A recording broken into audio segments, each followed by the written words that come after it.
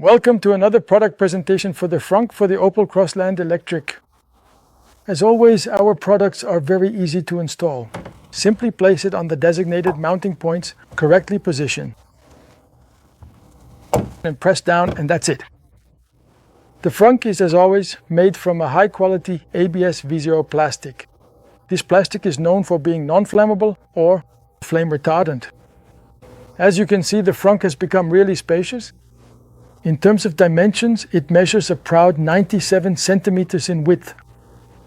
Towards the back, depending on where you measure, it's 43 centimeters, about 42 centimeters. Then in depth, it is 12 centimeters high in the front and about 14 centimeters in the back. On the side, we've also attached a fire department sticker so that the fire department, in case of need, hopefully it never happens, can immediately see the DC disconnect point. For loading, it's uncomplicated, just put things in. A large bag also fits very well in the frunk and in the double net. Small items like an umbrella or additional warning vests can be stored.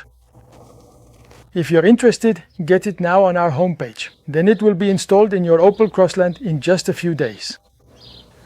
Thank you, you're Joseph from frunk.at.